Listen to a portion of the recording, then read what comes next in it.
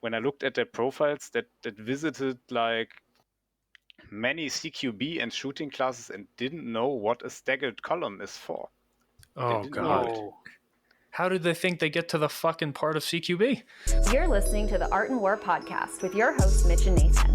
Mitch is a former airborne infantry squad leader who now spends most of his time coaching soccer. Nathan is a professional illustrator and an avid shooter with a couple of years of Canadian military experience. Together, they run the Seaburn Art page. Enjoy the show. Yep. And we are live. So today we got Felix from Redbeard Tactical. Felix, go ahead and tell everybody about yourself, what you do in the German Army, or what's going on with you. Oh, are you still active duty? No, I am in the reserves. Oh, right on. Yeah, I'm in the reserves. I'm pretty active in the reserves. I've served active for 7 years. Got out of the army after 2 deployments, and after this, I went into close protection. Oh, that's amazing. So I did close protection in many countries in Europe and overseas, and for different clients. And at some point, I wanted to go back to the army. And I didn't want to do it full time because close protection gives me good money. Yeah. Can get a good amount of money. But I actually missed it. And I think it was around the right time. And so I joined the reserves, did some reserve exercises, and currently I'm on my way getting a reserve officer. So that's what I'm doing at the moment. What's your job in the German military, German Army? In the German military, it's light infantry. So I started with light infantry, with the Jägertruppe. It's an air mobile unit. It's, by the way, the oldest infantry unit in the world. And after this, I got in the same unit into a recon element, which was a cool thing, but we had no use for this in Afghanistan. Right. Because, yeah, Mitch, you may know it. It's the same. Everybody is doing the same in Afghanistan, at least in infantry. So I got back to infantry, to the light infantry company, did my deployments, and was always curious about shooting guns. I never shot a gun before the military. My father was also in the military. After this, got to police, and so I was always interested in this kind of stuff, and got into shooting, got into gear, got into kit, but also a lot into military history and the other stuff you see right now at Redbeard Tactical. So I'm curious about the German basic training and how that differs from the American one. I think everybody kind of has this idea of the American basic training because it's portrayed in movies all the time. You have the angry drill sergeant yelling, coming up with fantastic fucking insults for people. Like when I was a private in basic training, the drill sergeant asked me if I shaved because I did a bad job shaving. He was like, "What'd you shave with? A wet dick?" And I'm like, "Oh my God, these guys are fucking fantastic people." What's that kind of like in the German army? Is it similar to the U.S. or is it more structured around education and training, or what's that like? I think it's pretty unique. We have of course we have strict discipline, but that's what needed. But the soldier is pretty much, or was pretty much, because there have been many changes to basic training. They also reduced it from 3 months to 2 months, which is that a retention thing or cost, or why are they doing that? That's just an organizational thing, because more and more elements of the German army get into logistics and other stuff, and some people just want to join the army to or the navy or whatever to become a mechanic or something else, and I think it's just to get more people. So like, I don't have to do like those 3 months of basic training. I just have to be like 2 months in the mud. So this really changed. But in my opinion, every soldier should do at least the 3 months. I agree. Yeah, and they just extended infantry basic training here in America. When I went, it was 14 weeks, I believe. 14 weeks, but it was 13 weeks of training and then 1 week of recovery and like out processing. And I always saw, I'm like, we only really did infantry stuff for like 4 to 5 weeks, you know, like, and we show up to our units and sure, we've done a couple of training exercises, but we weren't ready. Like you really learn to be an infantryman at your unit. Yeah. And they recently extended it. I don't know if it's 16 or 18. It might even be 21. I'm not too sure. I'd have to look into it, but they've extended it, and I think that's a good thing. Maybe you can attest to us. I've been in the U.S. Army almost 8 years now. Almost 8. And in those 8 years, I've seen such a decline in the quality of soldier getting out of that basic training. I'm curious, is it similar like that in Germany? Like the quality of soldier has gone down, or is this just kind of like a US problem? Oh, it's the same. It's the same. I think society changed, and we also had to transition from not a conscript army, but an army with conscription towards a completely professional army. And at one hand, I'm all for it because in history, professional armies beat conscript armies. And I'm not a fan of you have to go to the army.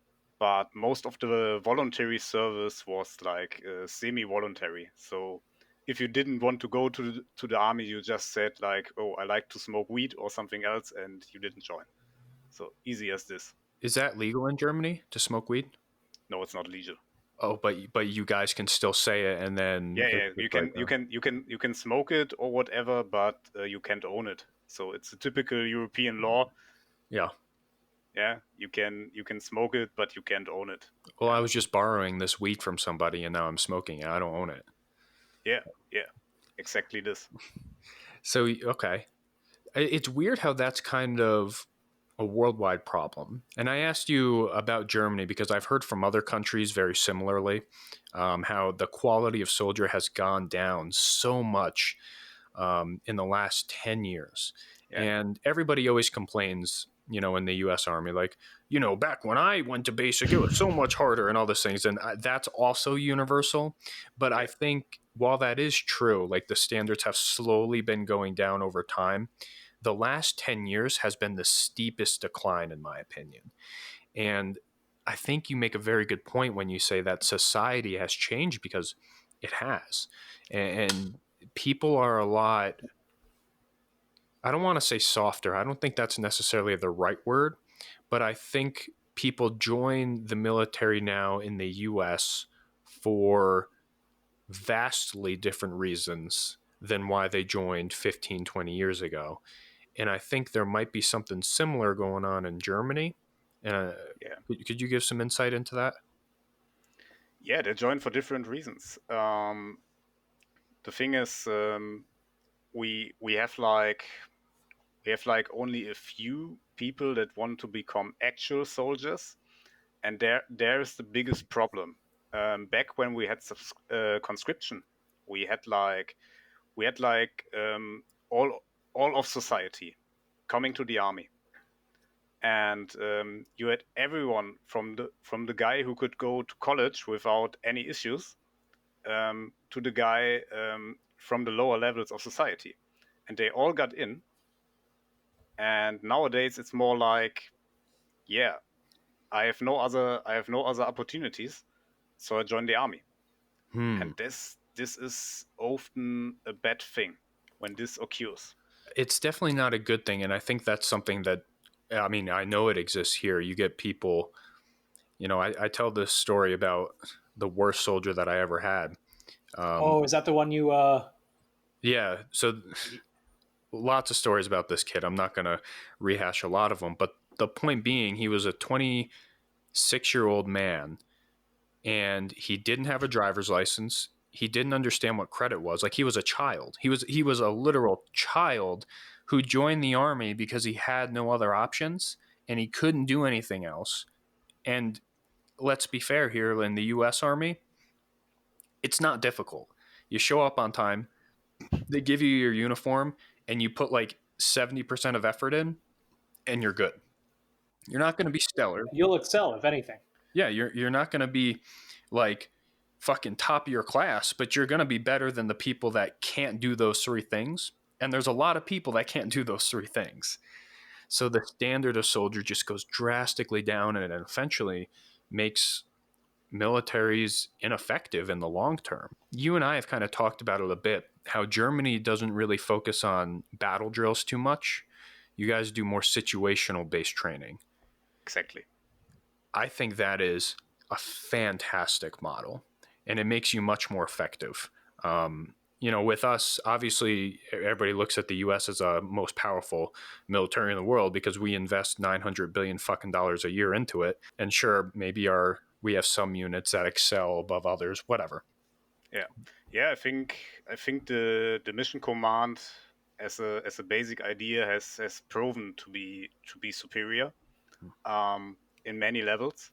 There is some reason why the battle drill exists, and there are some layers of combat where battle drill can make sense. For example, urban combat, where you get like a bit of order into the chaos.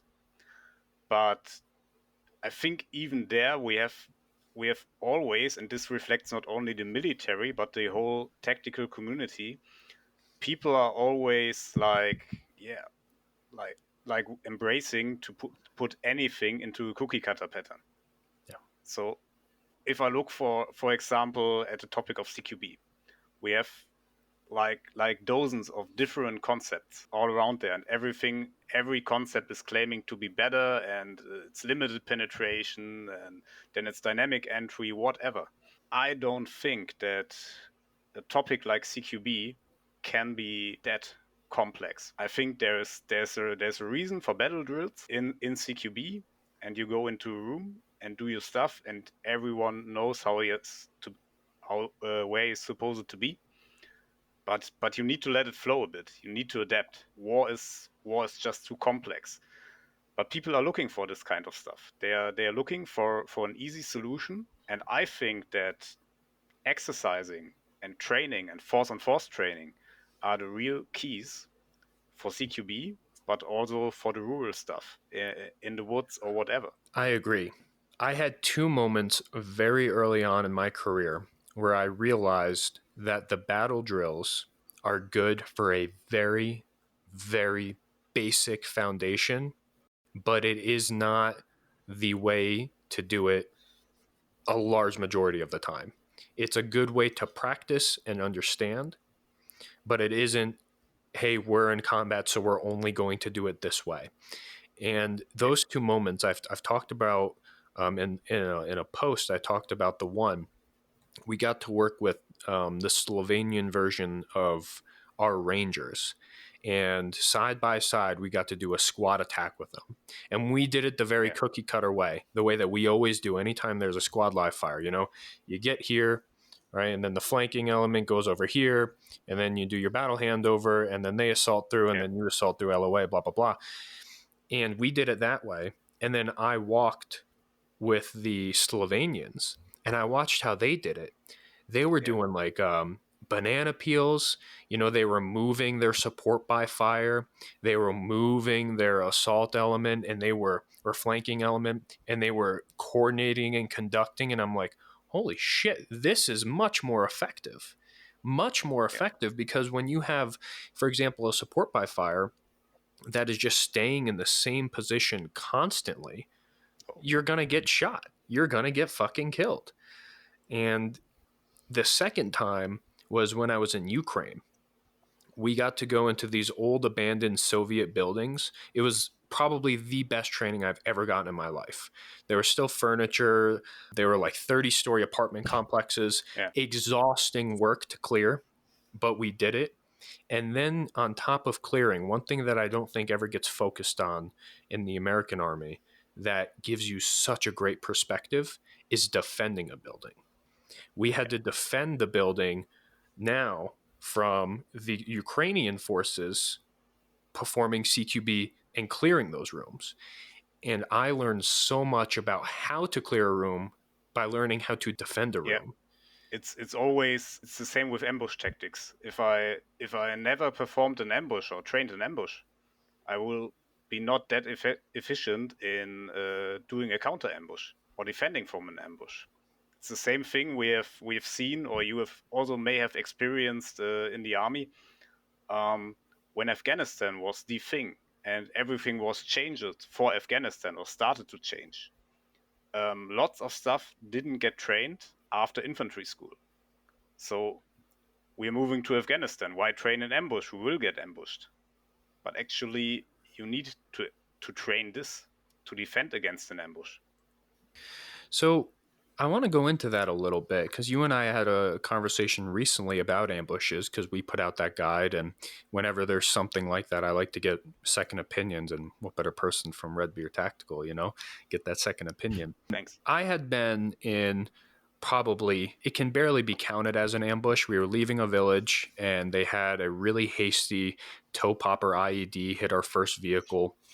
And they shot at us from like really far away. Is that when the thing happened with your back? No. Okay. Different time. And we essentially we were able to just fight in place. We didn't even have to move on them. We were in our MAVs. We had our vehicles. So as I said, probably the bare minimum to be considered an ambush. You had actually mentioned that you had been in, what was it, two separate times? A lot more, actually. A lot more, really. Yeah, we had a lot more ambushes, especially in 2009 with the Quick Reaction Force, which was pretty much a hot political topic as Germany was, for the first time, deploying a dedicated combat unit and not just a peacekeeping element. We had a lot of ambushes. We had this little area, the Sharadara district in front of Kunduz. And it was basically in Taliban hand, and we moved in there. When something got wrong, we got like all the time at least a small ambush, or we performed an offensive operation, whatever. But all the time we moved in there was something waiting for us. At least the ambush got planned. You have seen the Afghan biker gangs, whatever, doing this stuff, and that's pretty much. We moved there, did our job, moved back. And it's not a pleasant thing to get ambushed, at least if you're at the right spot, or at the wrong spot. Yeah, I found that the Taliban, where we were at, they were very hesitant. Well, for starters, I was rolling with bearded out Americans, which means ODA, and they know that.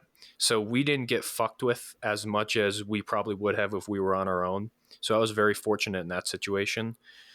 But when that first reaction, I think, is very important. From an American standpoint, the Taliban or the villages or even ISIS-K or wherever the area that you're in, they know when we switch out our units and they'll test them. They'll be like, okay, so we couldn't get away with this, with the other guys before. How much can we get away with these guys? So they'll test you and they'll prod you. And that first initial reaction that you have to them, if you absolutely fuck them up, they will not touch you. And you mentioned that you guys kind of developed that reputation too. That's the same thing. So the funny thing was we usually had on our MRAPs or the counterpart to you MRAPs, we had like normally yellow flight vis panels. So we turned them to red, and our captain back then wanted to always perform a counter ambush, or at least most of the time. We did this for a few months, and at some briefing, our AV guys, EW guys, turned to us and said, like, well, we had a phone call from the Taliban, like we catch this phone call, and they said, don't shoot at the vehicles with the red vis panels because they will shoot back.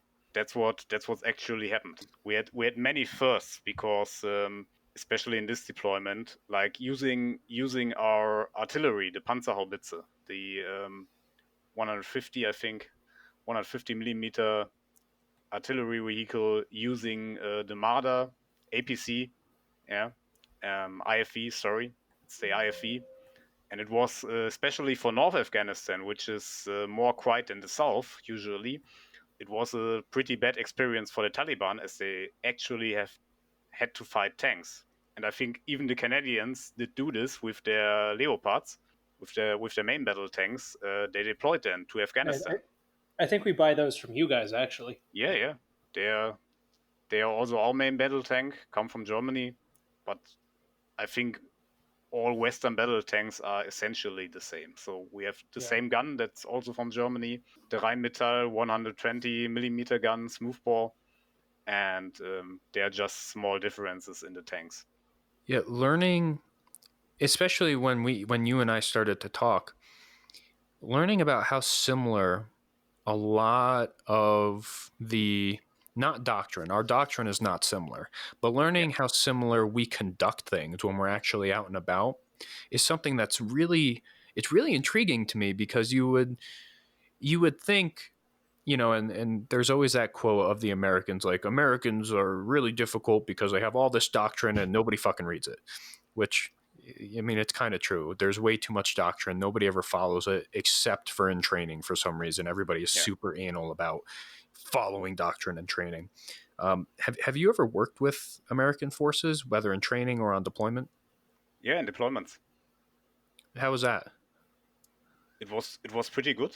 Yeah? It was really good. We did a big offensive operation in Kunduz with the Americans. We did a lot of stuff with the ODAs, and all of them had been professional, and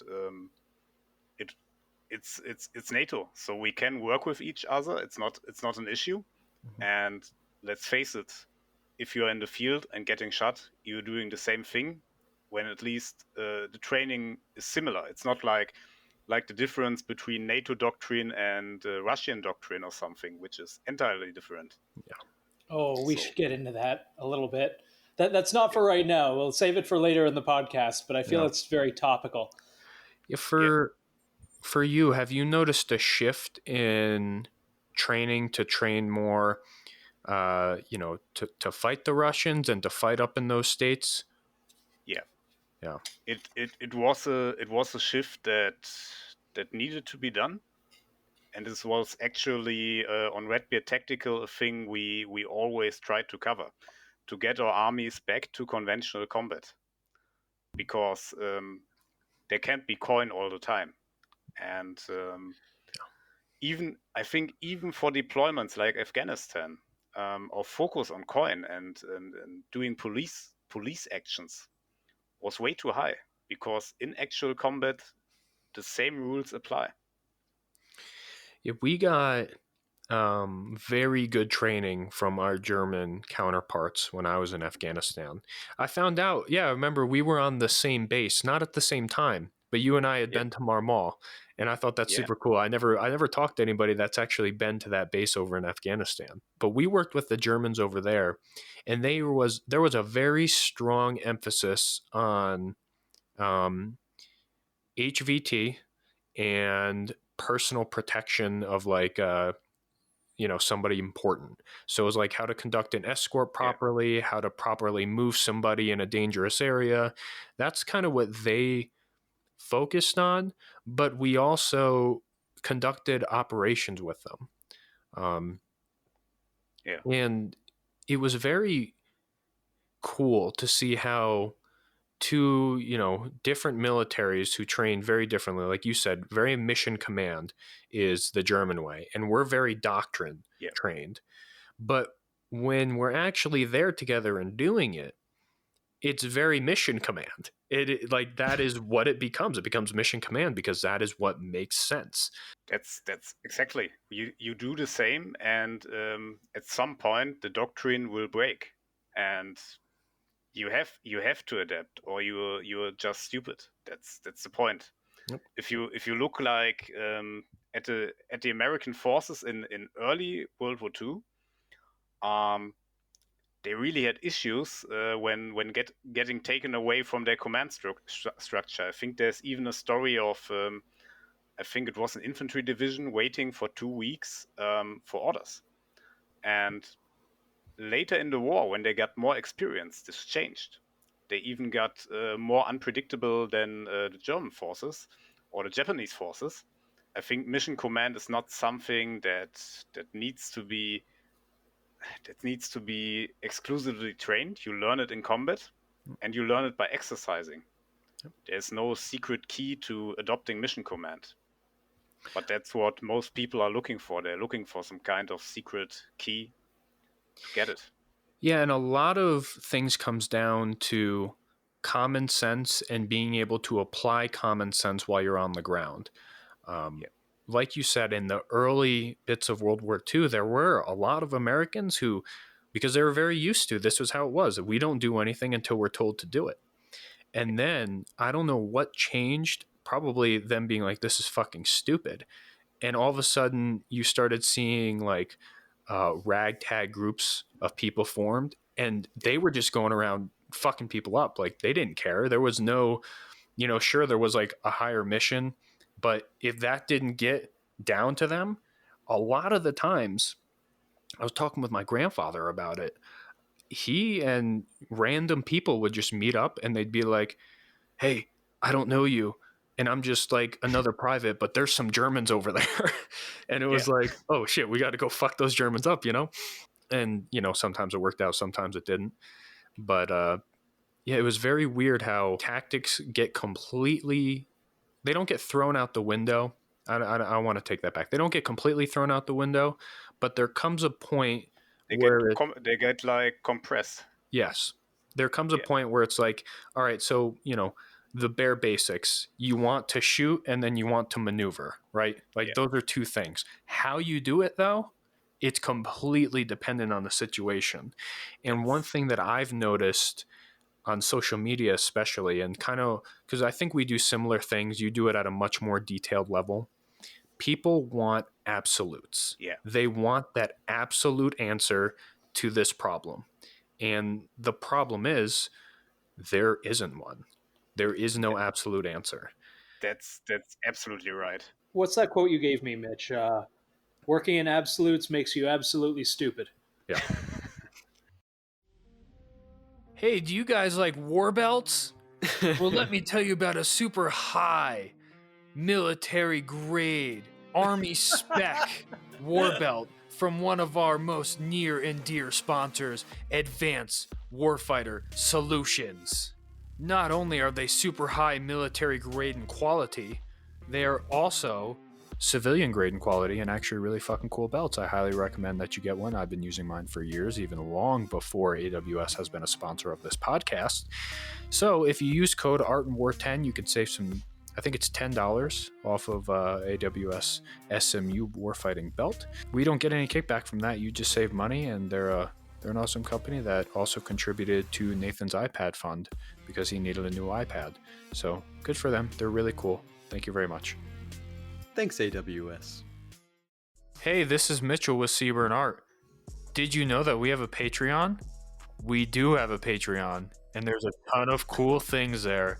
Super cool things, and Nathan's going to tell you about them. Hey guys, Nathan here from the Art and War podcast, here to tell you about Patreon. There's a 24-hour Korean massage parlor several blocks from my house, and I go there for happy endings. It gets pretty expensive, and I need you to donate me money so I can continue to serve my dark addiction. Not only can you help Nathan get hand jobs from Koreans, you can also help us continue to improve the quality of content that we do. You get merch now after a couple months of being a Patreon subscriber, which is cool. We also have stickers, and we also have high-res downloadable targets that you can download, send to Staples, and get weird looks when you print them out to bring them to your range and shoot. Also, all of our guides are downloadable, high res, so if you want to print them out and make a cool little book, yeah, you can go for that too. You can find our Patreon via the link in this episode's description or in the Seaburn Art page's bio on Instagram. Now let's get back to the show.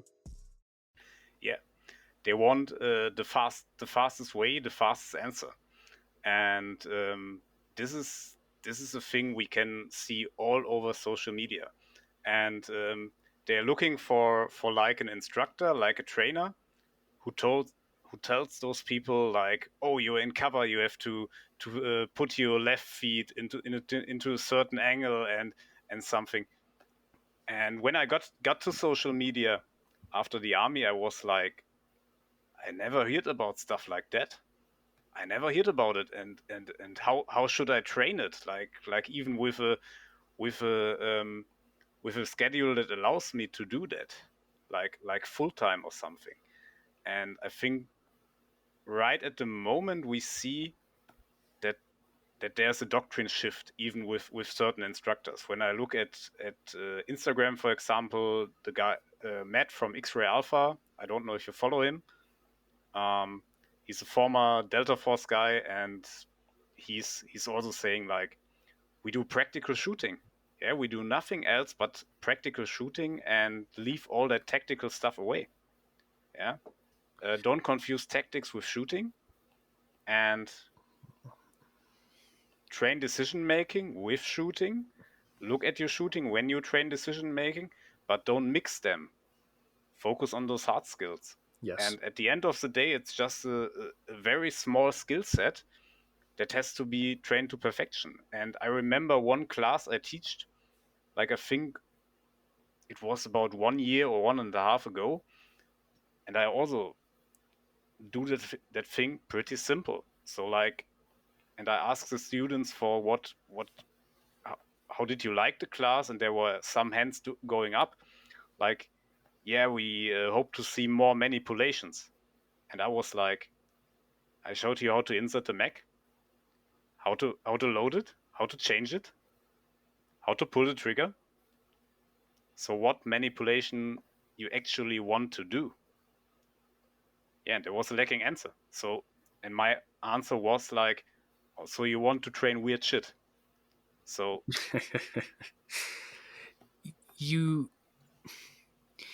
it is very funny how people like to hyper focus on getting an answer and then applying it to all situations.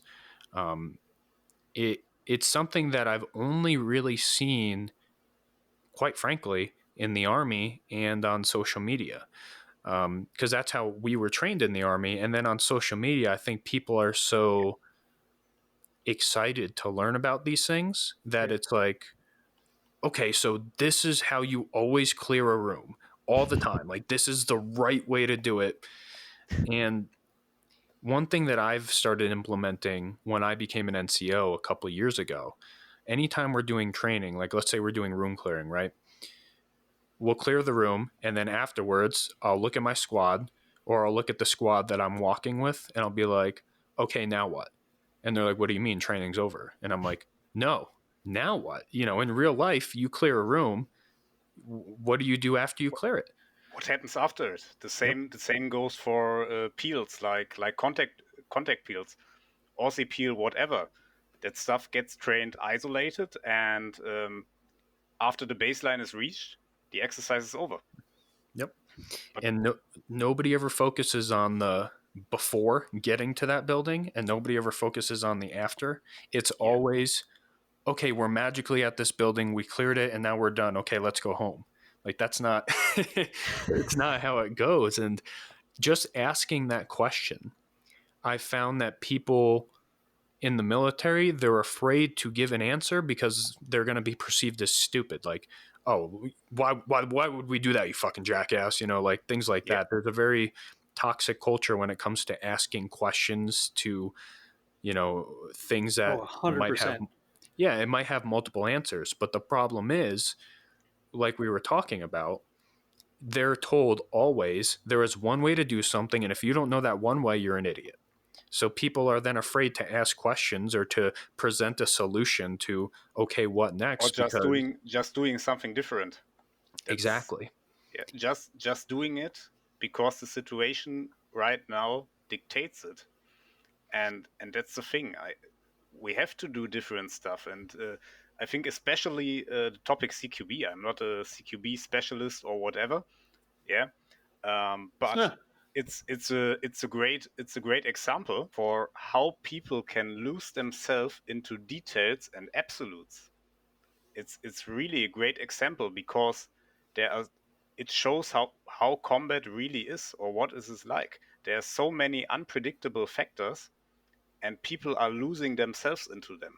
So how many drills do we have to do? Like you have like an L-shaped room, you have like a classic square-shaped room, whatever, a circle-formed room, and everything can change. Just do what's right at the right moment, and go away from drilling everything and go towards conscious decision making. We see the same thing with shooting 360 checks. It's my favorite topic, 360 checks. People are still integrating this into their shooting routine. What is 360 checks? It's just a look over the shoulder, like you did your shot, shot onto the target, and look left and right. You see it in many videos. Yeah, Mitch, you ever watch Magpul Dynamics back in the day? Yeah, no, I did not. I did not. Yeah, this friggin' scan and assists. You do your whole thing, then kind of look over each. You see that made fun of a lot, but yeah, but like, what if you just came from that area, you cleared that area? Why would I waste time looking over my shoulder? And also, I'm on a fucking range right now, and it's like I'm training how to cross a street. You know, I get told this once when I'm a child or whatever, and after this, I do it because it makes sense. I don't need to integrate this, but it's also an easy way for certain instructors to say like, oh, I don't know anything about shooting and all the details, but you did forget to perform your 360 check. Yeah, because this is easy to spot. Yeah, and it's tactical. Well, and with that too, there is a very big problem when it comes to training, both in and out of the military, where people just say things to appear like they are being instructors. Like, you're not an instructor unless you have something negative to say.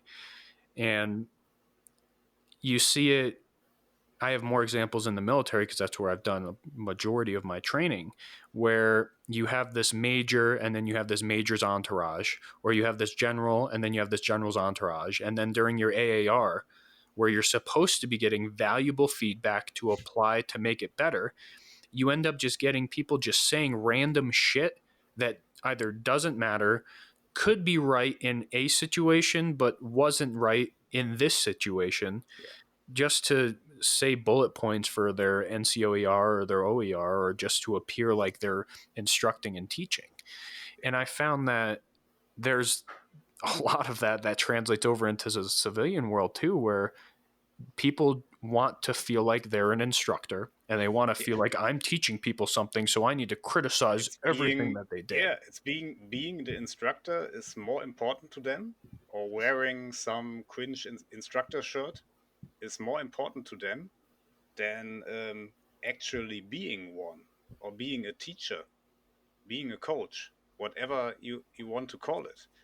And that's the point. I mean, teaching people is not a thing you learn in 2 days, or even because you have some skills.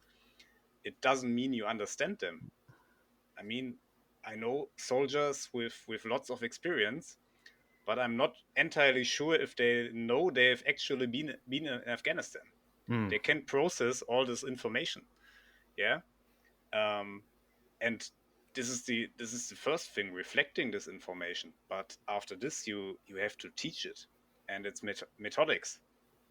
I mean, I have a degree in methodics, and it's a really complex thing. I've learned so much about leadership and being a coach through dealing with kids in soccer, and it's translated so well into my military training, because I've learned like, if my striker doesn't make a run, instead of being like, hey, fuck ass, why didn't you make a run? It's, hey, what did you see? Why did you do what you did? And then I get that feedback, maybe because they're on the field doing it. Maybe they saw something I didn't, and they didn't want to make that run. They wanted to check too. And it's very similar to military tactics and training, where instead of being like, well, I'm looking from a distance and I am evaluating and it's my job to be an instructor, I can't see what you see. and your decision might not necessarily be wrong. So I want more feedback from you as to why you made that decision and what the outcome was. Because maybe you made the right decision, but the outcome didn't work out, and that happens sometimes. Or maybe you made the wrong decision and you had a bad outcome. Well, now that's a teaching point. Hey, instead, next time in this situation, here's another way to look at it. Yeah. But what ends up happening, as we've talked about, where somebody doesn't do something the exact way that you want them to, they're wrong. And then they get in their mind they're wrong. And then that person goes on to be an NCO or an instructor or whatever. And then they pass that on. If you didn't do it this way, you're wrong. And it slowly degrades the I think success is always or almost always right. Because if something is successful, it's right. It's the right thing. Or it's just luck. And that's also a thing many people in the tactical area forget. There's so much luck that goes into combat. There's so much the factor of luck, and people don't want to hear this. So like I'm training and be hard to kill or skill no luck. You hear all those phrases, especially from the Brovet community. And hey, you can be the best guy. You can be like doing 12 CrossFit workout of the days every week. You can hit the range every day, but you can just go out of the vehicle and get shot at first contact. You just get a bullet into your head. Yep. It's very, I think there is two parties kind of responsible for this mentality that we see both in the military and in civilian world and on social media. I think you have those brovets that train like that, and that's how they communicate. And then an equally responsible party is the people that worship them. Yeah. There is a very big, I'm curious if it's like that in Germany, but there is a very big, I'm sure as you see, worshiping of brovets to the point where like people pretend to be special forces because for whatever reason, if you're not special forces, you cannot teach anybody anything. Well, we've been talking about this with some of the people we've had on, just, Mike, Lucas, and pretty much everyone else. How, I don't want to say easy, but how easy it is to influence culture and influence what people look into. And you have it even on Mike's side saying the Recce rifle craze and all of that and how it's turned into a meme. He didn't intend on that happening because Recce is such an important subject. But that's kind of exactly what ended up happening. And, it can be used for good, it can be used for bad, but I'm inclined to agree with the fact that brovet culture and people who train a certain way to look cool, I'm not going to name any names, and I'm sure everyone who's listening to this are going to have a few in their head, and let's pretend that's, I don't know. Yeah. But there's so much snake oil out there. There's so much stuff that, people shouldn't be focusing on, or it's just wrong. And, I'm not going to tell people what they should or shouldn't do. There's value in almost everything, but there's so much snake oil. There's lots of this, and those are really two good topics. I think Darren Thump, Mike, with the Recce rival stuff, he did the right thing at the right time, and it's still right. But what actually happened was what we talked about before, absolutes. So people think, okay, this is the Recce setup. This is the only one that exists, and there's nothing else. And now everyone wants to run a 14.5 with an LPVO, and suddenly that's the new hotness. It's the new hotness, and it's completely okay. Yeah, as long as people understand. I get like daily at least 20 questions. So what is the best chest rig? What is the best rival or something else? And I don't even get a mission profile or something. Yeah, it's just mission dictates kit, and also the terrain dictates kit, and the weather dictates kit. How long is the mission? So I can't give those people an answer. And those brevets give an answers. Dangerous answers. Very dangerous answers. You know, it all depends what coupon code they have that week. Yeah, exactly. What coupon code is in and what they used back then in Afghanistan. Yeah. Like, for example, I did my experience in Afghanistan. The things the guys might face, like in a few years or not, can be completely different. It can be completely different, and my knowledge will be less valuable in a few years maybe, if I don't keep up with the stuff, if I don't read, if I don't exercise, if I don't train. But you need to train. You need to train on a real professional level. You need to train with methodics. You need to read boring stuff. Yeah, that's also important. People need, if they want to be subject matter experts in something, they need to go the whole walk. Is there a problem in Germany with kind of brevet worship and people pretending to have been things in the military, similarly to like how it happens in the US? Yeah. It's I think in the US, when we talk about gun culture, Germany is always like 5 or even 10 years behind in what's cool. Like, I mean, if you look at SHOT Show or something, you see the typical, the goons, running around with vans and their usual stuff, the hipster stuff. And in Germany, it's more like, okay, we are still with flannels and What was cool 5 years ago or 10 years ago, yeah, or 511 pants, whatever, yeah.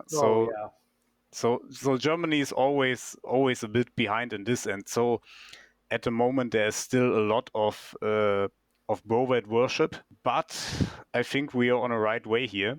There's still people that say like, person XXX didn't even serve or whatever, yeah. But at the moment they already get some counter arguments, yeah. Like there are a lot of guys looking at IPSC or USPSA at the moment. Yeah, right here we only have IPSC. Many people are looking at it and respecting it more and more, but there are also the guys that just want to choose their idol. And another thing is, because of the weapon rights here, most people can't exercise unless they go to another country, which is expensive. So you have lots of guys that don't have any idea what they are talking about, and they're just looking for someone they can look up to. Yeah, I think to kind of go back a little bit too, I think there is way too much focus on the rifle and the build and less on the skills to actually make that rifle and build effective. Yeah. People obsess over that 14.5 with an LVPO, and they don't focus on, but how do I move 15 clicks to an objective? What equipment do I need for that? Can I physically do that? And then can I physically move back? Can I stay out in the woods for a couple days while the area cools down? And that was one of the things that I wanted to focus on with our ambush guide, but I wasn't. Yeah. There's only 10 slides. There's so much nuance. And once you conduct a couple ambushes in the same area, they're going to come fuck you up. If you stay in that area and you are constantly performing an ambush on that same road, one, they're going to stop using it. Two, they're going to get pissed off because you just killed a whole lot of their assets. Yeah. And they're going to come with overwhelming force and absolutely fuck your shit up. Absolutely. You see this all over history. You see the bad guys or the good guys seeing how the target reacts or the enemy force reacts to ambushes, and you also see the other guys looking how ambushes are set up. So change is everything. But what you said before, like people should focus on how they get to an objective, on how to sustain yourself. I think it's a double-edged sword, not because it's important or it's unimportant, because we are also at the absolutes again. Like what I see right now, what I think is really dangerous. There are guys running around like, shooting fast isn't important, reloading fast isn't important, whatever. Damn, it is. And if you can do it, keep it up. Yeah, and no one will win a war or a firefight because he's sustaining himself or he's getting there. Okay, I got there, but I suck at shooting.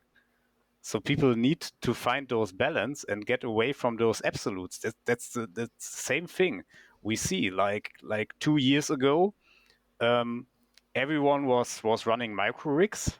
Now people are like, oh, I need like 20 max or something, or I need 7 liters of water, and I'm like, what are you planning for? So why do you need 20 max?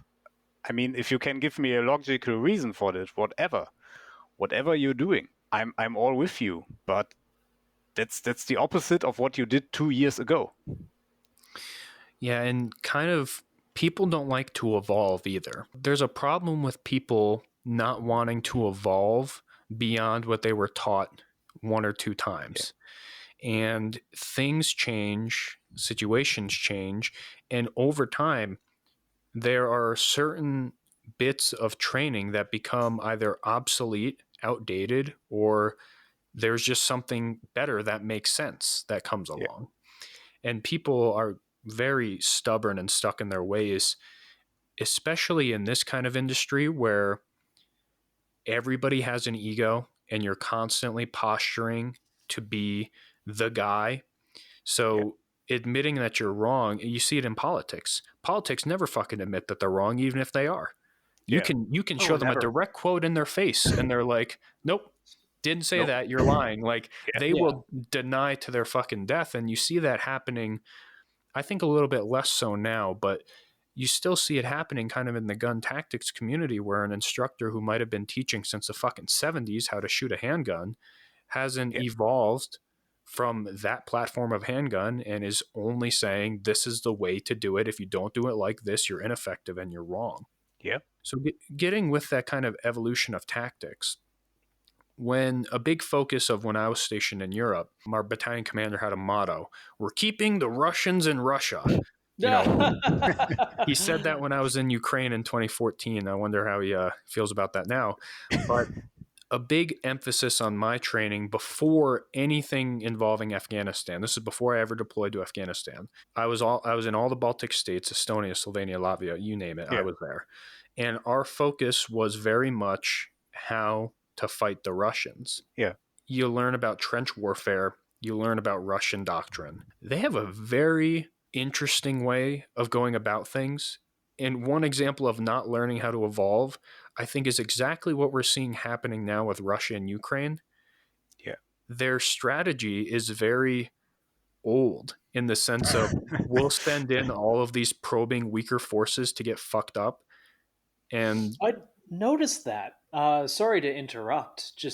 We'll get back to this when you're done. Sorry. Yeah, and that evolution of tactics, I don't think Russia has done that. At least it doesn't seem like it with Ukraine. It's not like I don't see it as an evolution or something. I see it. There are philosophies that work and that don't work. And what actually, if you go into history, what worked was the German-Prussian maneuver warfare doctrine. This is what all Western nations are actually doing at some point. And it's a very tactical doctrine, so it's led from the front, and it's also a big misconception, I think. All people think the Russians are the ones that do a very crude doctrine, like applying mass immediately, and actually not applying mass immediately or all mass they have is a big issue for them.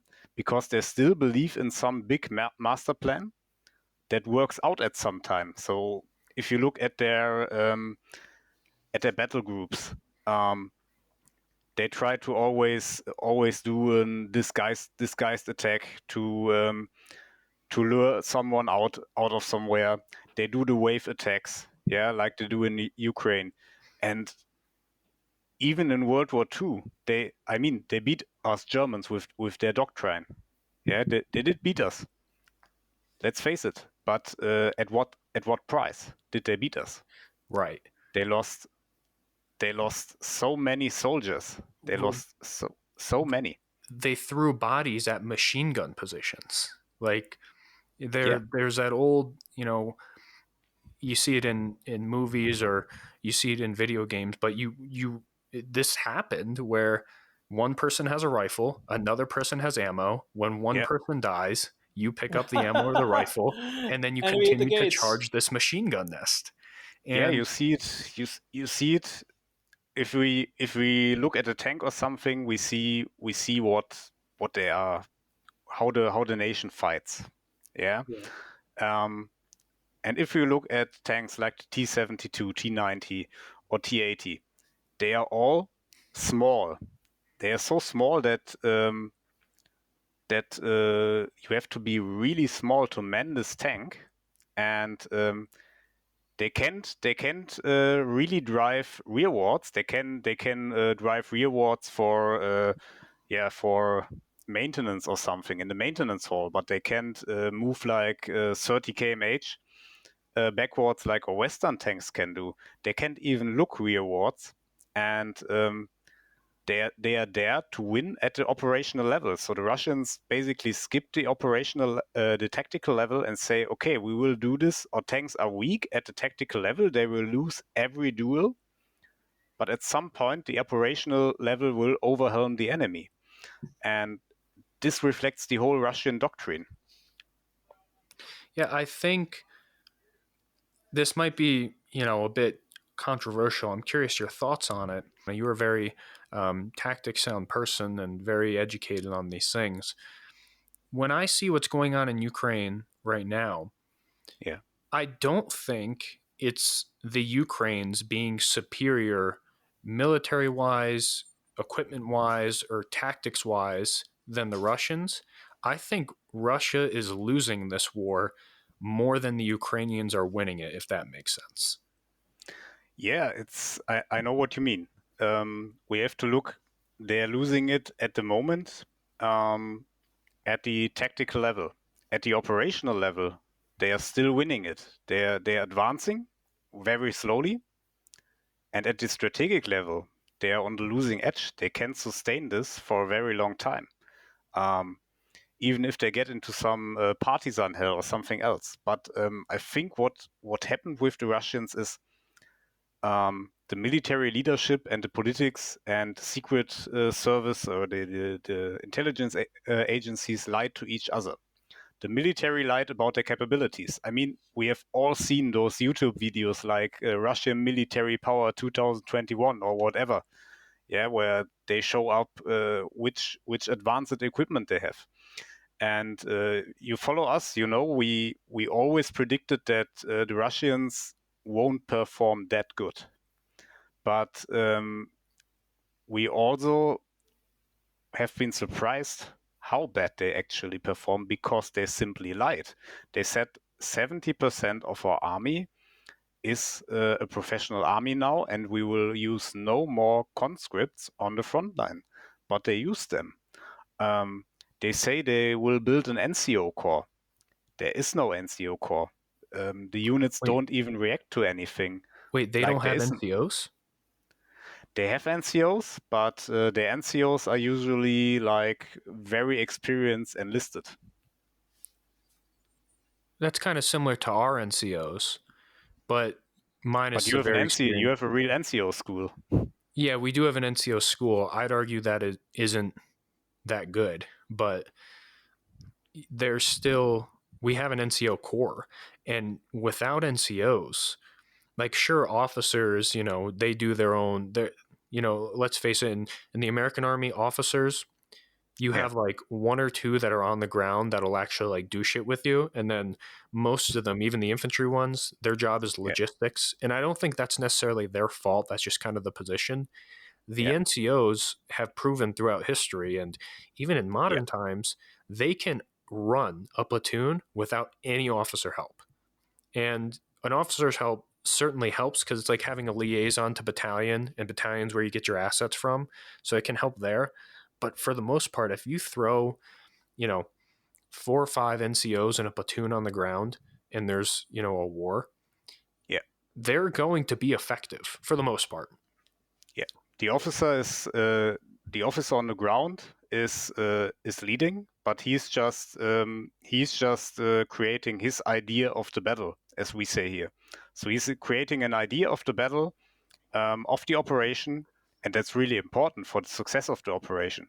But all the small details, especially when you adhere to mission command, get managed by the NCOs because you can't be everywhere. And that's where the Russians really have the issues, because their officers direct every detail.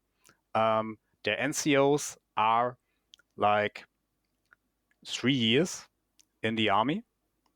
Yeah, they even had conscript NCOs before. Conscript NCOs? Conscript NCOs. Oh so my Lord, that's what Russia. that's what I actually read, like I think 3 weeks ago when I looked into this, and they had like very experienced conscripts that were leading the squads, and that's the difference. That's just common sense says that's wrong. Like that's going to lead to ineffectiveness. Yeah. At least by Western standards. Of course, they Yeah, will win well, at the operational level. At the moment, they're winning this war at this level, but slowly and at a horrific cost. I mean, I do think at the end of the day, unless NATO or another country gets involved, I do think ultimately Russia will take Ukraine. But at what cost are they going to take Ukraine? Yeah. And what precedence does that set? Because I think if Russia takes Ukraine, we won't see another, them try to take another country for another 5, 10, 15 years, because they have to recover the amount of shit that they have lost just in the last, what has it been going on for like a month now? Yeah. But I do think eventually, if Putin is still around, which who knows, he's like 70 years old now, he might pass away. But I could see in, maybe 10 years after they try and recoup their losses, they go for another country that used to be a part of that Iron Curtain. But I really, like, Putin has to be looking at this. How many generals has he lost? What has he lost? Like 4 or 6 generals already? Like killed? I think 5. I think 5. Yeah, another one just got killed at the front. And I'm always really skeptical about, they report that, but at the same time, the Russians aren't refuting that, and I feel like they would. Yeah, that's the thing. Yeah, I'm also right. careful with the Ukrainian message of success and how effective they are. But even if we say half of that is true, it's really it's not running well, and we still have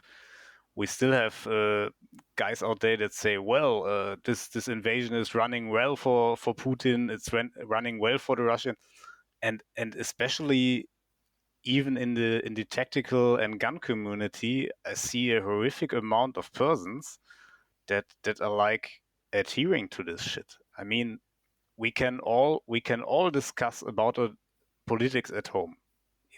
I hate strict weapon laws. I'm not confident into certain things. But right now, if you are into freedom or something along those lines, you can't be with a guy like Putin. You just can't be. Yeah, and we did a statement at our profile like, if you really believe in this shit, please unfollow. Just do us this favor, because we had guys like, one guy like, they are fighting Nazis. The other guy was like, well, no, they are fighting communists. Yeah. The other guys like, they are liberating the white race. So all those guys from the most extremes, out there are united with Putin. And Ukraine isn't innocent by no means. No. I mean, No. Ukraine is very corrupt. They have been very corrupt in the past. But beyond that, big picture, it kind of comes down to Putin wanting to invade a country and take a country. And I think when he said that Nazi shit, like he wants to denazify Ukraine, he was just saying that shit. He was just I'm sure there are Nazis in Ukraine. As a matter of fact, I know there are. Yeah. I've seen my God. their posts, like they Battalion, exist. Conveniently does not exist anymore, I guess. Yeah, at least like in the eyes of the public. As I said, there are bad people in Ukraine. Ukraine government has been known to be very corrupt, but big picture wise, it still is a bunch of innocent people. I mean, you see Russia literally flying their jets and shooting villages of just people, just everyday people, and that is the problem. It's not, they're not targeting the government, they're not targeting just the military, they're targeting everyone. Yeah, I mean, if we look at Europe as one country, it's like an American state is under attack. Like someone is attacking like Tennessee, like South American state or something is attacking Tennessee. Just to give you the picture. I mean, it's a few hundred kilometers from here to a war zone. Like, yeah, and it's clearly it's very clear who attacked who, and it's Europe. And of course, I'm with a fellow European country. We can always discuss about the details, but not right now. It's not the time and place to do this. Yeah, there will be a time for reflection on how Ukraine was before this war. But as we just said, like, this is beyond that. It's innocent people are being targeted and killed by Russians, and that's wrong. So it doesn't matter if the Ukrainian government was corrupt. That doesn't matter right now. What matters is that people are actively dying who wanted no part of this war. We're just living their lives. And it's sad. And as you said, it's very real for you because it's right there, I've been to Germany, I've been to Ukraine, I've been all across Europe. That's not very far away. And, as I said, I don't think Putin has the capabilities that he thinks he does, to where if he wanted to invade the rest of Europe, he would get fucked up, I think, because he's getting fucked up by a bunch of random people in Ukraine. Yeah, he won't be able to face NATO at any level. He won't. No. That's my opinion, and that's also the standard opinion all over NATO. He won't be, at least with subject matter experts, he won't be able to do this. He knows this, but he wants to take Ukraine. And he noticed that maybe some generals and some guys from intelligence did lie to him, did tell him what he wanted to hear about their military. And we see so many parts of their doctrine fail. And I also think because he was born into communism and born into the system and raised there, I think he also believes in this old doctrine. Well, he was a KGB agent. Let's not discount how smart this guy actually is. Yeah, he lived in Germany, for example. He lived here. He speaks German. Yeah. He was stationed in Germany for a bit, wasn't he? Yeah, he was. Yeah. He's very smart, and we shouldn't underestimate what he knows about what he's doing. But I think while he is all those things, he's 69 or 70 years old. That's what I wanted to say. He gets old. He knows his time is coming to an end. And think of what it was like when he was there. It was, we need to restore the glory of Russia. We need to restore the glory of the mother country or the motherland. Yeah. What is his legacy going to be? And I think he's thinking about that. Am I going to be the one that let NATO sit on my border and stack weapons and conduct training?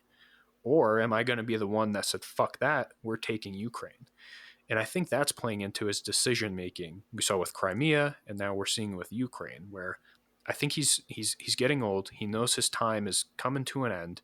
How does he want to go down in history? Yeah, that's also my opinion on this. His age, although for me he is a dictator, and dictators don't get better with their age. Yeah, that's a clear thing. So they do mistakes, and also you can't you can, as a dictator, you can just get killed by your country or by another country or die. Yeah, but you can't be tossed for not you can't be not re-elected. You know, you are a dictator. You are in this position.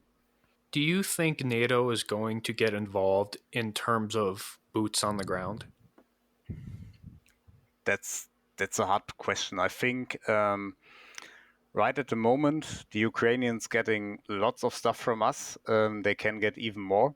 Yeah. I think this depends on what Putin does next. Will he use chemical weapons? Yeah. If he uses like chemical weapons on European soil, That's yeah. Doesn't that enact what does that enact? It launches something if chemical weapons are used. I can't remember what it is, but yeah, I think that is grounds for NATO justifying getting involved. Yeah. It's also from the political standpoint. You know, you have to get involved. People are shocked here in Europe that there's a war on the ground, but if people are using chemical weapons, you know, chemical weapons are always something. Even if you have no idea about the military, you are afraid of chemical weapons because people think they will like die if they are two countries away when a chemical weapon gets used. And I think this is a really, really important aspect. And also, it's a horrific death to get killed by a chemical weapon. The pictures are out there, and the people will see it and will put some pressure on the politics. Well, and as I said, Putin is a very intelligent person. And I think right now he has done everything to not give NATO justification for putting boots on the ground to fight Russians. Yeah.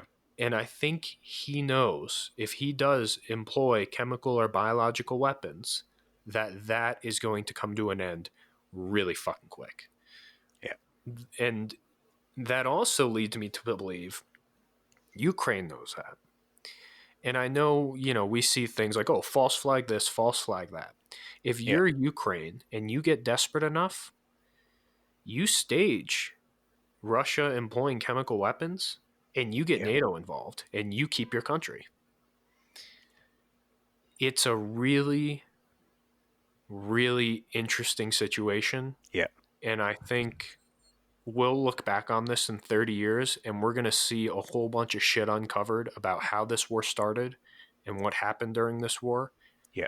I mean, let's face it, nobody's going to really care in 30 years except for a couple people like you and me. We're going to look back on that and be like, what the fuck? Like, what the fuck actually happened? Yes. Yeah. Of course, there are arguments for both sides. But as we said, we can reflect this later in 30 years. And we also don't have the capabilities right now to reflect this in any kind of way. I think what we can, especially as Europe, can learn right now is how important it would be to have something like a Second Amendment, to have something like at least a militia system that's not just the reserve or not just the National Guard. It is interesting because what's happening in Europe right now has silenced the anti-gun people here in America. It's very interesting to see people that were saying civilians don't need an AR-15 to praising Ukrainians for handing out AKs to their civilians. Is it really significant? Yeah. Oh, it's significant here. People are shutting the fuck up about it. Yeah. Really? Oh. Yeah, and great. Not only that, I think there's a lot of things that built up to where we're at now and things that are going to keep building up. What was it, Nathan? anti-gun legislation in the US is at the lowest support that it's been in 10, Yeah, 15 years. in the younger generations. Yeah, in the younger generations.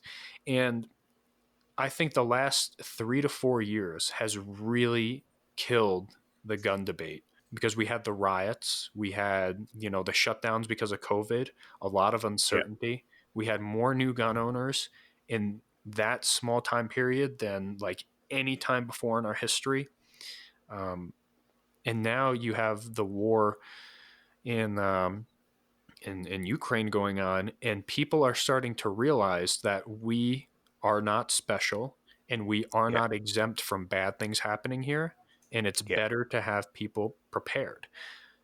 And it's really killing the anti-gun debate, which I love to see, but I hate to see it at the cost of there has to be a fucking war for people to realize this. I see it the same way, but it's a thing people have to talk about, and it's good that it works this way in the US. Here, at least, it gives more acceptance for the military. Yeah, that's the first thing. People are not talking about a Second Amendment or something right now. Yeah, but more and more people are getting into okay, good. Civilians should prepare. Civilians.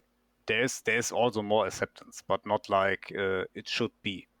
I do find it very, very ironic, and still do see there's been this renewed push for gun control again, and we saw it kind of behind closed doors in Washington when they banned every magazine over 10 rounds. But it is at historic lows, and I think part of that is because of a record distrust in the federal government and the record distrust in just, global geopolitical stability, the economy holding up, kind of everything. And I do understand these things are cyclical, but I feel like the last couple of years have been a wake-up call for a lot of people. Yeah, absolutely. Especially in the US, but now also in Europe. There is a wake-up call, and to be honest, I think Europe is even more in need of a Second Amendment historically than the US. The US was founded by the right to bear arms and by militias, but look at European history. We have like always been at war. Yeah, if you go back to history, we had dictators, we had like emperors, and not all of them were up for good or something. We have many small countries that are not as connected as the US. I mean, the European Union is not the United States of America. It's not the same sealed construct. So it can always happen that someone gets mad, that some state gets mad and attacks the other state. So I can't imagine that maybe Texas will attack Tennessee. I can't imagine this or declares war at them. Yeah, but I mean, all countries in Europe are independent, so it can always happen. In Germany, you mentioned how at like the gun ranges, there's cameras to make sure that people aren't doing military tactics. Can you expand on that a little bit? That's insane to me. Yeah, of course. It's reasoned because tactical training or tactical shooting is prohibited for the average citizen in Germany. So what we can do is a maximum of IPSC. Yeah, and even there you can't shoot at human-shaped targets or something. You just have the IPSC USPSA target. You can shoot on the move. You can shoot from the move, but not on the move. And everything else is prohibited as combat shooting. So you can't strike a target twice. You can't shoot on human silhouettes. You can't shoot while moving when you're not doing IPSC stuff. And everything that looks tactical, is most often forbidden. So many ranges, if not even all, have cameras. I think most, not all. It's not possible on all. Have cameras that get controlled by the authorities, so that people don't train for combat, because we don't have this right in our constitution, to bear arms for self-defense. You can get a hunter's license, you can get a sport shooter's license, you can get a collector's license, yeah, and only a few can get a carry permit. And if we are talking about the defense thing, a carry permit is normally given to close protection professionals or to guys that really are endangered. So they have to prove that they are endangered by a certain situation. Then they can maybe get a carry permit. And is that carry permit for a handgun, or is it just for self-defense purposes? What does that carry permit allow you to do differently? It allows me to go out with my gun and carry it for self-defense. Exactly. So and conceal carry? Concealed carry, of course. Yeah. That is awesome. I had no idea you could. It's really hard. Only a few people have it, because if you can't go just to the authority and say like, oh, okay, I feel endangered or something can happen. You have to prove that something will happen, and the authority will look for it.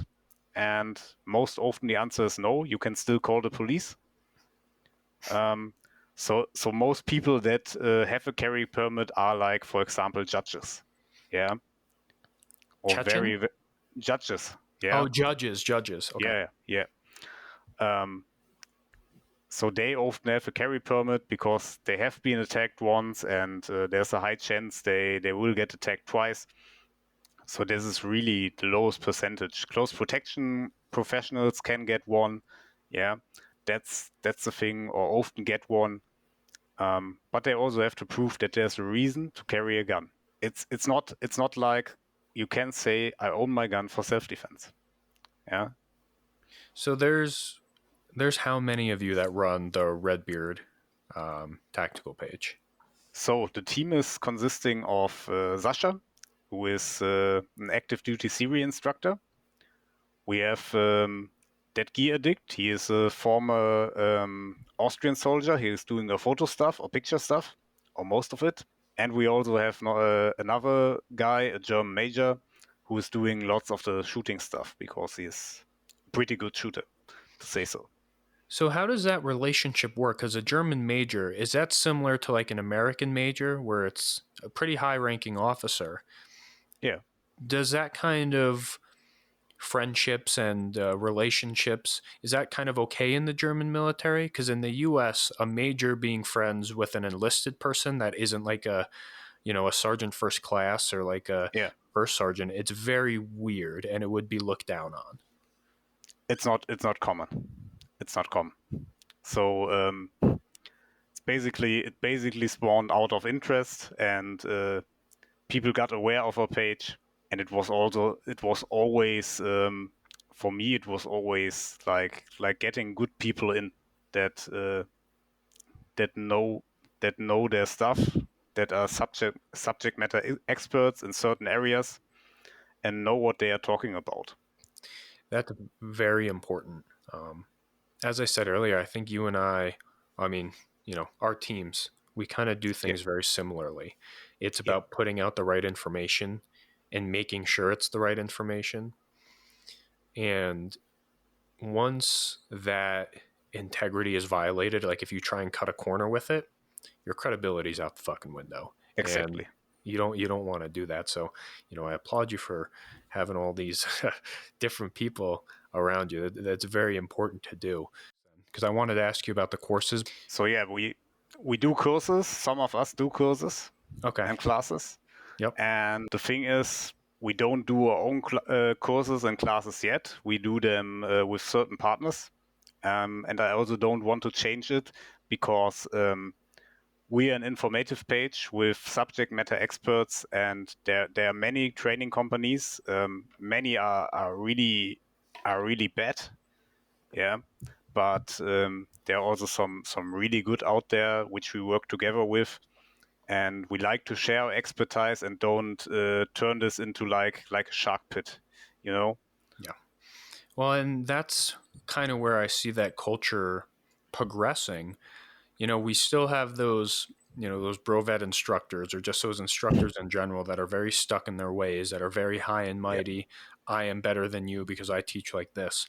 I think people like yourself and even us to a degree, and a lot of other people, you got T-Rex Arms folks that are great, Mike Grantham, great, putting out information in a way that isn't kind of like snubbing your nose at other people. It's, hey, maybe you have information, let's talk about it. Maybe I have information, let's talk about it. And if I was wrong on something, I love when people correct me, because Same.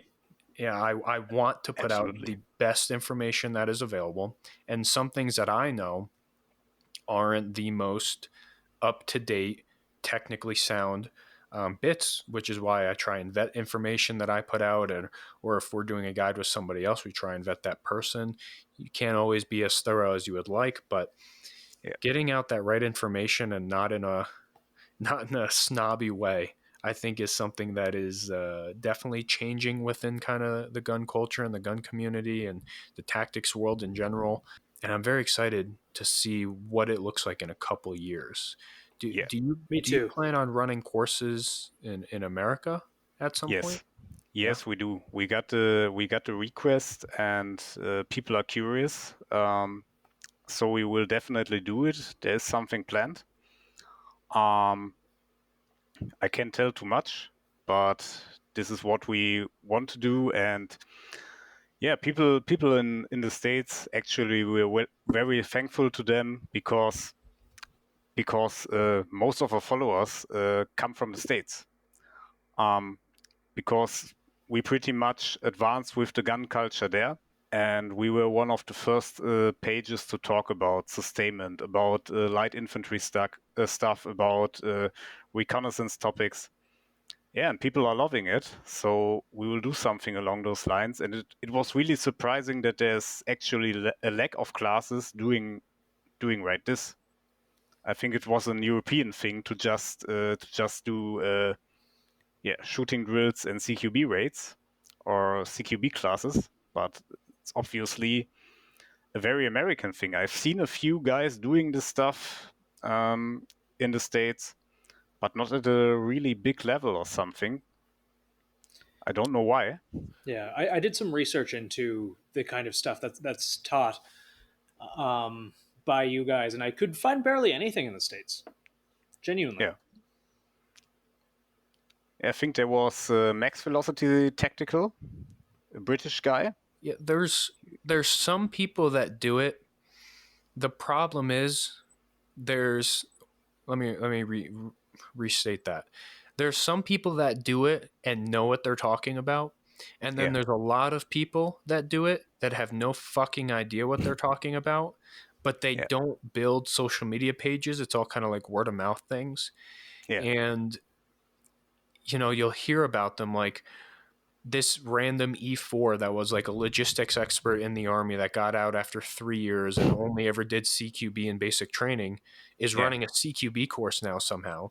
And don't get me wrong, you can obtain those skills outside of the Army. I mean, you have the folks like T-Rex Arms, never served a day in their life. They don't need to. They're out crushing it, right? But these people don't put the time in. They're like, oh, I went through this one time in basic training and learned the cookie cutter way to do it. I'm an instructor. And people will take that and be like, he was in the Army, he's an instructor. Little does he know they were a water purification specialist or something and never did anything beyond that. It's a really big problem. You see guys teaching stuff they have really no idea about, and I think it's funny, because even if the guy was like an infantry enlisted or whatever, he could at least teach some basics in fieldcraft. He could teach some basics in land nav, what people actually need, or what people are actually interested in, obviously. But instead, guys like this go into CQB tactics. So why should I do this? Yeah, there are enough guys that know their craft. Why should I go into this? Yeah, there's so many topics, and as I said before, it's it's about being a subject matter expert. But that's also a thing from the Brovet community that that gets often overstated, being a jack of all trades, master of none. What about just being good in one thing or in a few things? Yeah, and being actually good. Yeah, you can have knowledge on some things, some basic knowledge, but be good in one thing and teach this.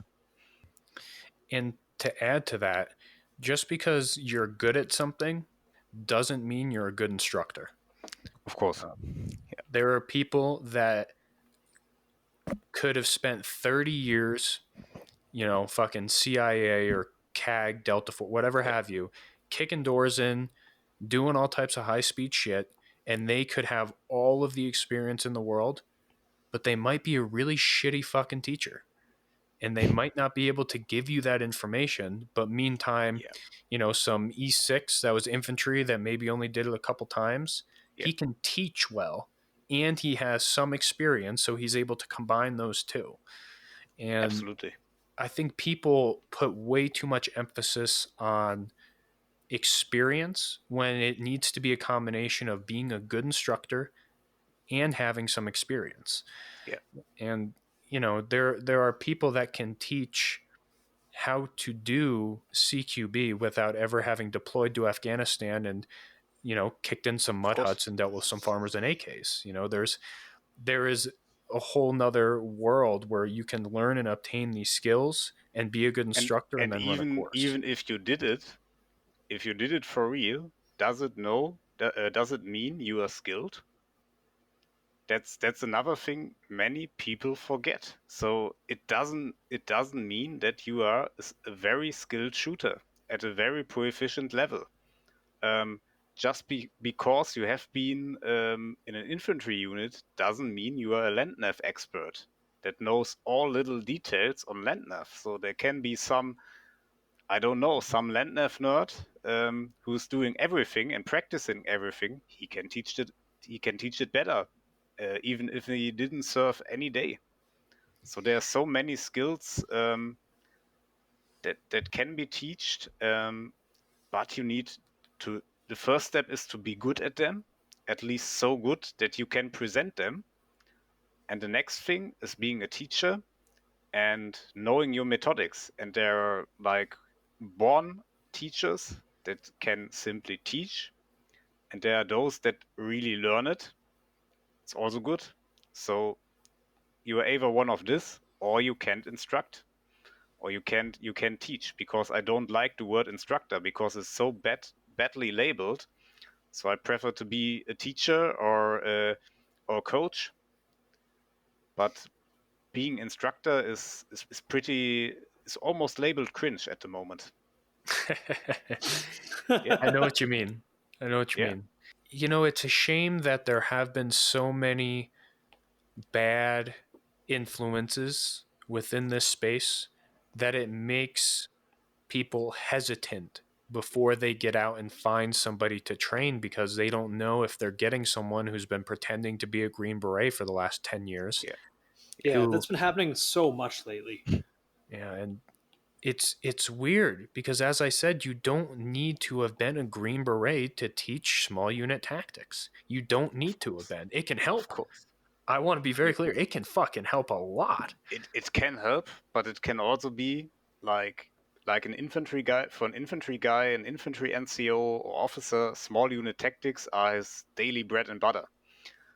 And I've also seen people from special forces, be it from Europe or from wherever, that actually did a lot of stuff in small unit tactic that didn't make any sense. That was really weird shit. Well, they're people, and people worship them as they can do no wrong. And to be very, even Green Berets in the American military, they are not all, much like people in the military, not all of them are as good as the beret standards, portray.